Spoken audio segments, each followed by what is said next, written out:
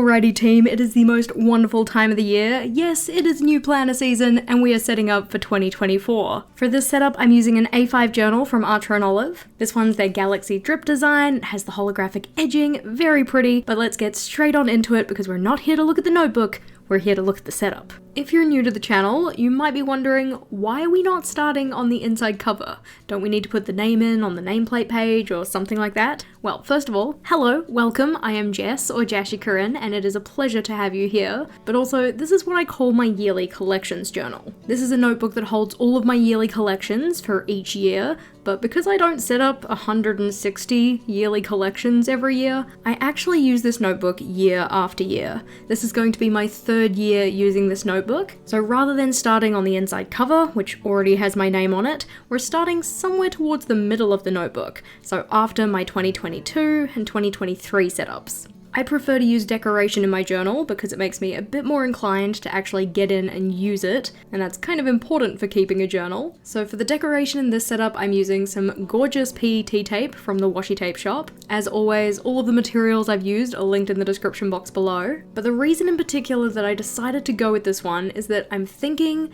there is a strong possibility that 2024 will actually be the year that I plan my wedding. I've been engaged since like September 2018, and we keep meaning to get around to planning the wedding, it just hasn't happened yet. And although I haven't made a lot of decisions about my wedding, one of the things that I think is going to happen is that the color palette on the PET tape is going to be similar to the color palette I end up using. Maybe I'm kind of just trying to like manifest the actual planning of the wedding by putting this in my journal, and then by jumping into this every day and having a look at these layouts, I'll be a little bit more inspired to actually start the planning process. We'll see if it actually turns out that way, but this tape is gorgeous regardless. If you wanted to grab yourself anything from the washi tape shop, then you can use my code JASHII10 for 10% off, because we love savings. In terms of what we're actually working on this page though, this is my cover page for 2024, and while last year I just had it as a cover page with just the title for the year, this time around I decided to combine it with my word of the year. I like to pick one word or theme for the year that kind of relates to my goals,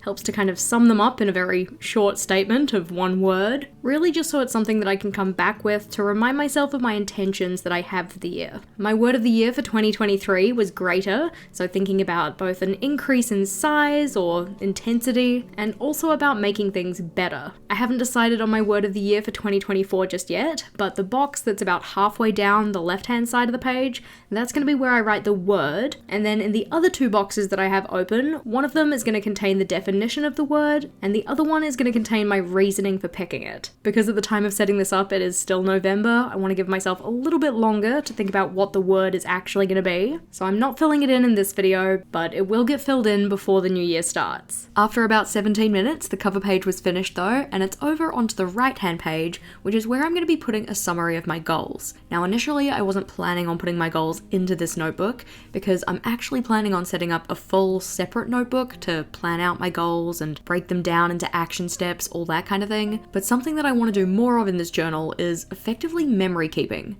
So not memory keeping in the sense of like photos and scrapbooking, that kind of thing, but more so just keeping a record of the stuff that I was working on, or the stuff that I liked, or the stuff that I was interested in, all of that kind of thing. This one I'm breaking down into 4 sections for each of the different quarters of the year, so roughly the first 3 months, second 3 months, so on and so forth, and then underneath each of the header bars I can put in a little summary of what goals I was working on. The nice part about having this summary page next to my word of the year is that, as said, I like to pick my word of the year based on what my goals are, so kind of as a way to summarize what those goals are and remember them. In terms of the headers for each of the sections, you can see that I've laid down some washi tape here and I'm just colouring in between the pieces. That was just to mask the page so that I can get really crisp, clean boxes of colour. This is one of my favourite ways to use washi tapes that come in packs where you like the majority of the tapes, but some of them aren't really for you. You don't want to just throw them away, you want to give them some kind of purpose. And in particular, I use the tapes that don't stick to the page very well because then they're a lot easier to pull up. Along with the decorative floral tapes, I'm also using this one just to fill in some larger areas with something that looks a little bit more neutral. Mainly it's going to be going into the corners of layouts to fill in a little bit of space in a kind of decorative way that's very simple to do. Along with the washi tapes, another element that I used to add some visual interest to the layouts was craft paper.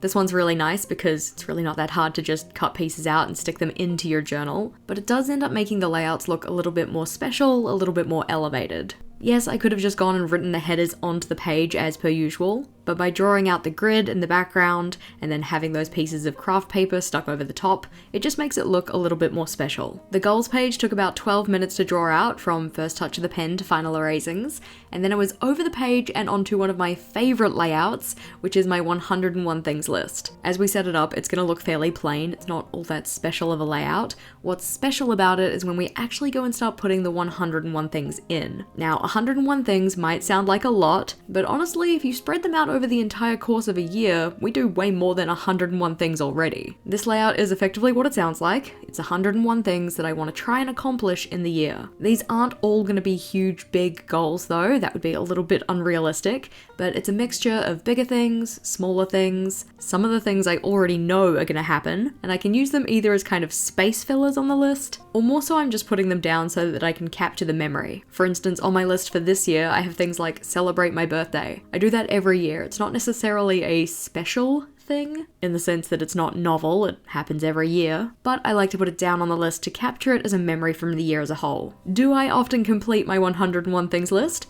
No, but I like having it there as a reminder of the things that were important to me or the things I was interested in at the time. I know some people like to do 101 things in 1001 days. That's also an option, especially if you actually want to complete your list. I kind of like having the yearly check-in with it though, because then some of the things that I'm not so interested in anymore, I can take off the list and replace them with things that I am interested in. This layout you can see I put on a Dutch door though, so we have 25 things on each of the pages, and then 26 on the last one, just because it's a little bit hard to fit a full 101 things on just one spread. For the Dutch door though, I cut off the top section of the page so that I only had to make the header once. This is honestly one of my favorite ways to use Dutch doors. It's really just me being lazy and not wanting to set up the header multiple times, so you put the Dutch door in, you only have to do the creativity part once. Plus, all of the little offcuts can be saved for things like tip-ins, fixing mistakes, all of that kind of stuff. I've recently found that one of the ways to make your layouts look a little bit more elevated is adding in little touches. This could be things like little stars and sprinkles, that kind of stuff, or what I'm using are little strips of grid washi tape to make it look like my craft paper pieces are being held in by those. In actuality, I have used double-sided tape on the craft paper because the strips of washi, being as small as they are, wouldn't do a great job of actually holding them into the notebook, but it's just another little element that you can use to add some decoration, make it look a little bit more polished, and considering I'm using these layouts across the entire of the year, I want it to look special and feel nice. The 101 things list took about 30 minutes to set up though, and now we're over the page and onto the biggest collection in this setup, and that is my 24 24s in 2024, or 24 things that I want to do 24 times in the year of 2024. So for instance, watching 24 movies, reading 24 books, trying 24 new foods. I'm not writing in what the 24 things are just yet, I still want to brainstorm what I want them to be, but some of the things I'm thinking are movies, books, TV show seasons, collections made in my journal that are a little bit fun, not just my regular weekly or monthly stuff, and also little treats for myself, because I feel like I don't treat myself as often as I would like to, so it might be nice to have that on my list as a way to remind me that that's something that I should do. As said though, this is the biggest collection that we have, or it spans the most pages, and that's because along with the little graph that we're setting up here on the first page, I also like to have a space to write out what each of the 24 things for each of the 24 categories was. So for instance, of those 24 movies that I watched, what movies were they? What were the movie titles? That's what I'm setting up on these subsequent pages. And because we have 24 lists of 24 things, that takes up quite a few pages. Previously, I have pre-planned what I wanted my 24 things to be so that I could make the best use of the space. So for instance, if the things that I were capturing were going to be quite short, I could cram more of them into a smaller amount of space. But this year I'm just giving each of the lists a third of the page because it's a little bit easier. Plus, the nice part about the number 24 is that it is highly divisible. You can divide it by 3, you can divide it by 4, by 8, by 6. It really expands the number of layouts that you can do with 24. I quite like that. But I just thought I'd keep it easy for myself and keep 3 lists of the 24 things per page. That means we're going to set up a couple more Dutch doors using these little tabs coming out the side because I think they look cute. And then to make the tabs look finished or a little bit pretty, I also cap them off with some washi tape. Now, 24 things in each of 24 categories might sound like a lot, and it certainly can be, and that's why it's important that if you're going to do this type of layout, you're very considerate of what categories you're picking. For instance, I'm not going to put down 24 full TV shows, because that is a really big commitment. Instead, I'd be more inclined to say 24 seasons of TV shows started. That means that one TV show could appear multiple times on this list, if I'm watching something that's already kind of been released and has a bit of a back catalogue. This is another one where I don't really actively push myself to complete it. It's just a nice way to capture the things that I was doing across the year, which, as I mentioned, is kind of the purpose of all of these layouts. One of the things that I'm really interested in for the next year is trying things that are new, and in particular capturing the new things that I try. Because at the end of my spaces for the lists of 24, I had this additional page. Rather than just turning it into something decorative, I wanted to make it useful as a space to capture all of the new things that I tried across the year. Some of these might be captured in the 24/24s, but this year in particular, I found that some of the categories in my 23/23s list got filled up quite quickly, and I didn't necessarily have a space to capture any new additions. For instance, I finished my movies list in about May-ish, maybe June, but then beyond that, there were still other new movies that I was watching, and having a space to capture those would have been nice. This layout I'm keeping fairly simple though. We just have that grid in the background that we've been using on some of the pages, and then I'm putting in some boxes of craft paper where I can capture those items. I'm thinking that I might use some kind of key or symbols to capture what type of new thing it was. So is it a movie, a TV show, etc. And I'm hoping that I have enough space, but if it turns out that I need more, I can just put in another craft paper tip in. This one was super quick to set up though, it only took about 7 minutes, and now we're flipping on over to what is my future me problems list. You could also call this one a someday maybe list, but effectively it's a space to write down all of those things that you want to do at some point, but it's not necessarily something you want to do this week, or this month, or possibly even this year, but there's stuff that you do want to get around to eventually. This is a layout that I used to set up one and then just come back to year after year, but I was finding that there were items on my future me problems list that I didn't really want to do after a certain span of time, so I turned that one into a yearly collection that I reiterate on each year as a way to clear out any of those things that aren't really important anymore. For instance, one of the items that I've had on my future me problems list for quite a while is clearing out my Spotify playlists, but there might come a time where I decide that that really isn't important to me anymore and the Spotify playlists can just stay as they are. That time is not here yet, it is still something I would like to do, and thus when I populate this future me problems list, it's probably going to be the first one on there. Another example though, one in particular that you might get rid of without actually having done the task, could be something like item maintenance. For instance, maybe you want to get your vacuum cleaner serviced at some point, but then if the vacuum cleaner breaks, you don't really need to get that vacuum cleaner serviced. It's gone. It's no longer one of your future me problems. By migrating this list each year, I can get rid of any of those items that just don't matter anymore. After the somewhat less structured future me problems list though, we're flipping on over and onto a layout that is a bit more structured, and starting on the right here, we're putting in my home projects list. This one is kind of like the future me problems list, but specifically for things that we need to do around the house, and I was debating putting this collection into my long-term collections journal, which is effectively for collections that don't expire, but because this was another collection that I might want to iterate on in the future, I decided to put it in here instead. The structure of this one I didn't so much pre-plan before I actually started setting it up, so I decided to keep it fairly simple, just a header with some decoration, and then a larger box of the craft paper to put in any of those home projects. It'll be nice having one set place to write these out, because otherwise I end up writing them in my monthly or weekly logs, and then I don't necessarily do the best job of transferring them. So having the kind of one-stop shop collection to write them down and come back to it and see if there's anything that we could do at any point during the year just might be nice. I did find once I moved over to the left-hand side that the page felt a little bit unbalanced. That top right corner in particular was looking a little bit bare, so I do come back to it and add a little bit more decoration. But on the left-hand side, this page is all about money. In particular, my savings and how much I've been adding to my savings, and also about bills.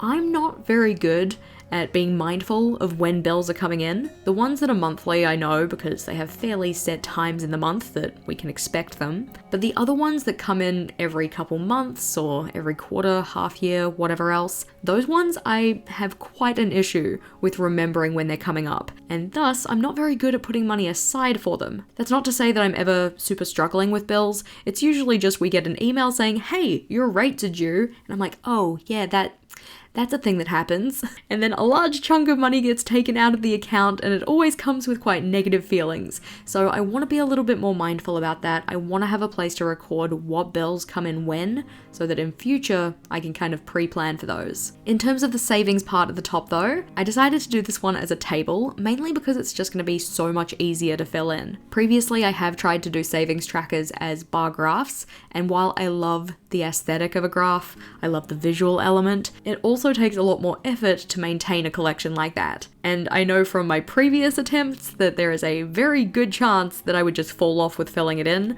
so the collection would become abandoned and it'd be kind of pointless. To try and keep it a little bit easier for myself though, I'm just going to be writing down the totals of how much I've been adding to my savings, how much interest I'm getting to my savings, and a running total per month of how much is in my savings account. In terms of the bills section at the bottom, this one's broken up into spans of time, so we have a little monthly section that's on the very left hand side to write out any of the things that come in each month.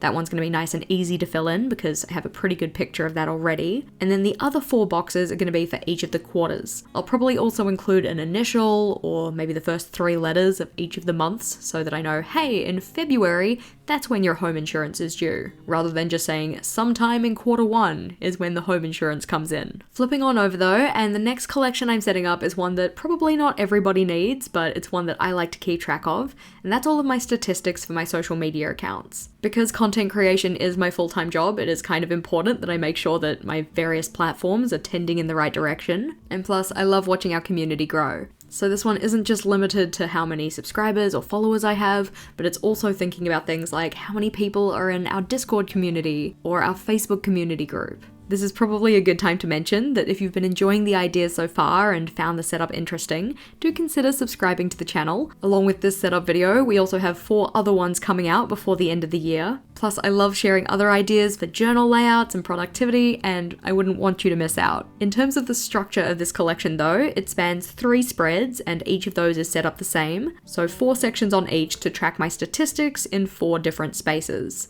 On this first one, I'm setting it up for the YouTube channel, the YouTube vlog channel, and for Instagram. I leave one of the spaces open for now, just in case another social media space opens up next year, kind of like what we had with Threads this year. I didn't actually put Threads down, so maybe Threads would go there. I'm not gonna lie, I really don't go on Threads very often, but yeah. The other ones that I have recorded on the other pages though are the Patreon team, the YouTube membership team, the number of community members in our Discord. We also have a new community space that's being set up, specifically related to the course that I'm going to be releasing next year. We have our Facebook community group, my Facebook page, TikTok, which honestly I don't really use that much, and also Pinterest, which I often also neglect. In putting these into the layouts, I tried to kind of group them in terms of likeness, so ones that are kind of similar or related to each other, and also put the most important ones closer to the front, which is why TikTok and Pinterest are the last 2 in there. For each month across each of the spaces, I can record my starting statistics, ending statistics, and then also the change between the 2. Down the bottom of each section, I also have a space to record the change across the whole year, so the number on January 1st versus December 31st, and then the change, being that little triangle. While I've used this for social media statistics, you could also use this type of layout for other statistics you're tracking. So that could be your savings, weight, number of books in your TBR, really anything that has some kind of number value attached to it. And there is certainly a non-zero chance that I end up using a layout like this for something else in future. Once the 3 spreads of that collection were done though, it's time to flip on over and into a completely new collection for me, and this is going to be a monthly favorites page. A couple people that I follow online like to do monthly favorites, mainly in the form of videos rather than a collection in their journal, where they talk about anything that they've been loving from the month. It doesn't necessarily have to be something that they acquired that was new, it's just something that's been bringing them some joy, or some peace, or some ease in their life, and I kind of like the idea of recording that for myself. This one is kind of set up in a similar way to how a future log would be set up, so a different space for each of the months. And I'm going to put all of those on those little pieces of craft paper, but rather than writing in events, I'm going to be writing in things I'm enjoying. Because I wanted this page to be a bit of fun, and I didn't want to have to write too much on it, I am filling a lot of the spread with decoration, so including the washi tape at the top and bottom to kind of cap off the page, and then also some of those floral PET designs in the middle. As I stick things into this page, I do kind of wish I was a little bit more mindful of how the spacing works in the middle. I kind of plan the spacing out based on each page individually, kind of forgetting that the ones closest to the spine of the journal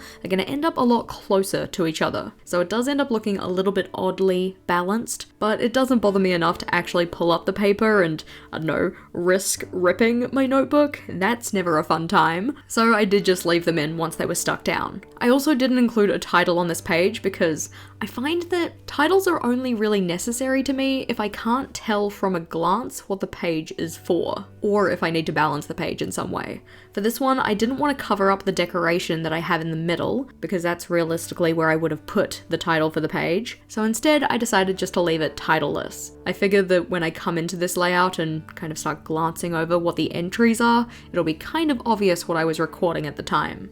Or at least I hope it will. Maybe 84-year-old Jess will come here and be like, what the heck, past Jess? What even is this? But that's also future Jess's problem. So flipping on over, and we're getting into a layout that I do set up every year. And this one is my then and again page. I used to call it then and now, but I like the way then and again sounds.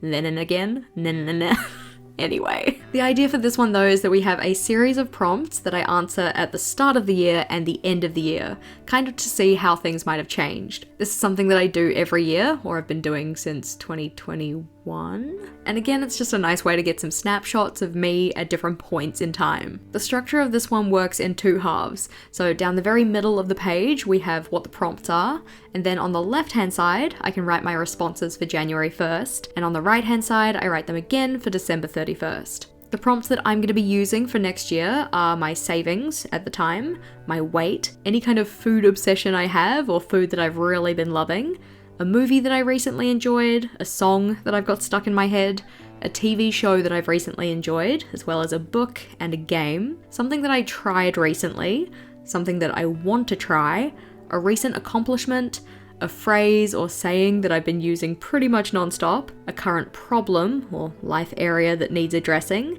something I'm looking forward to, and something I'm nervous about. Those ones at the end are also quite nice to look back on in terms of, did I solve the problem, or is it still an issue for me? Is that maybe something that I might want to put some conscious effort into addressing? For the thing that I was looking forward to, did it turn out the way that I hoped? And for the thing that I was nervous about, was it actually as bad as I made it out to be? Again, this one is just kind of a fun memory keeping type layout, and I'm looking forward to filling it in on January 1st. Another memory type keeping layout we have is the one on the right, and this one doesn't look very special. We're just effectively sticking in a big envelope and then decorating the page, but this is what I call my A Word From Me page. What I like to do at the start of every year is write myself a letter to open at the end of the year.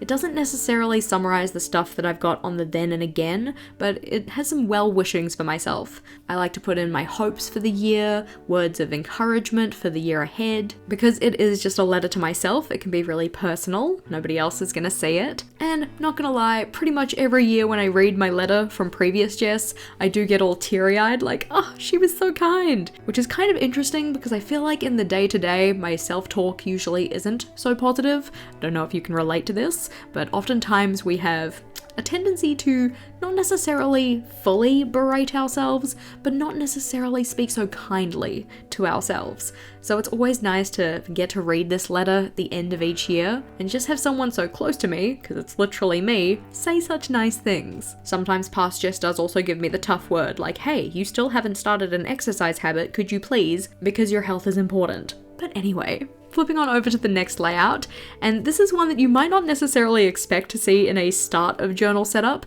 but this one is going to be a space for a year in review. Previously, I've done my year in review layouts in my everyday journal, but I was thinking that it might be really nice to have this in my yearly collections, considering this is supposed to be collections for the year, and it's a year in review. I feel like it's not too hard to see the connection here. In terms of what I actually want to review on though, this stage I'm not too sure. I don't really want to prescribe myself specific things that I want to review come the end of next year when we're not even at the end of this year yet. Instead though, I did want to make sure that I was keeping consistency through the kind of aesthetic or decorative elements I'm using, so I did go in and put the header on this page at least. Having a flip through of what we've set up in this one though, I am super looking forward to getting in and actually using these layouts. Hopefully you found some inspiration for your journal as well. I think at this stage, I'm most looking forward to populating the 101 things list and the 24/24s in 2024. As said, we still have a bunch more journal setup videos to come before the end of the year, so make sure you're subscribed to the channel so that you don't miss out.